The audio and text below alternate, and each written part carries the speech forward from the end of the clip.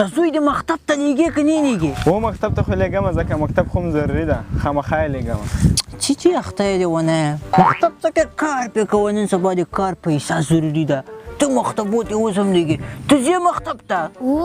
ښه مکتب ما دومره ډېر ویلی که نه چې اوس درته ووایم حیران به پاتې شي. زه داسې کې تکړه وم داسې کې تکړه وم په مکتب کې داسې تکړه وم چې مه کوه پوښتنې. چې تکړه یې زه به یو څو پوښتنې درنه وکړم. 200 دانې خو رانه وکړه. ما خو نوم ته په کلي کې زه به چې مکتب ته تلم. تیاره چا جوړه کړې؟ دغه نه خو موږ نه خبرو ساده خلک یو نه موږ په وخت کې تیاري میاري نه وي. موټر چا جوړ کړی؟ موږ د موټر سره څه موږ پوخانو تاویدو. موټر چا جوړ کړی؟ کښتۍ چا جوړه کړې؟ کښتۍ ودا که پوهېږو کښتۍ به چا جوړه کړي؟ ښه بایسکل خو راته وښیه بایسکل چا جوړ کړی؟ ودا که خبرې وو چا به جوړ کړي نه پوهېږو.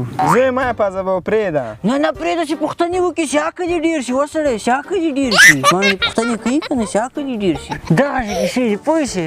وعلیکم السلام ودرې اجمله ودرې که ډېر ضروري کار مې لیونی جوړ ته ځه ستړی مه شي جوړ ته ځه کښېنه ډېر ضروري کار مې سره و. وایه که نه الله دې خیر چا که نسوار به نه یې دې ښه که چې ښه شي ما دا وړکې مکتب ته روان کړی او نسوار راکړه. چېرته روان کړی مکتب ته؟ مکتب ته که نه څه دې ونی ولې کار نه پې کېده خو زلمی ده. وته دې ومه خو د تعلیم دی د تربیت دی پرې چې مکتب ووایي کار پسې کوم زه یم د کار دپاره که نه ورور.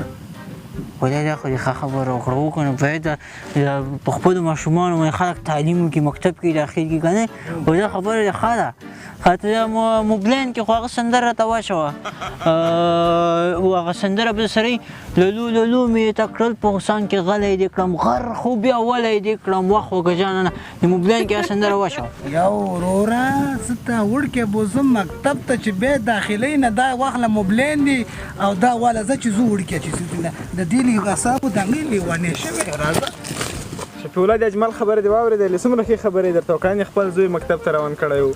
ودا ښې خبرې وکړې وکنه ودا زمزمه پوه شوې زوی مې د خپل مکتب کې داخلوم دا خبره ده چې دوی مې په هوټل کې شاګرد کړی و پوه شوې دغسې هغه نه لوپرې او د هغه سبا به لوپر کې جوړ شوی او بس زمزمه او هغه داسې ورته وایي نه او نور که راځئ ما سره چای څښئ پوه شوې. نه خیر اوسې موږ چای نه څښو. دا دې ښه کار ده چې دا چای نه څښې پوه شوې د خدای په امان.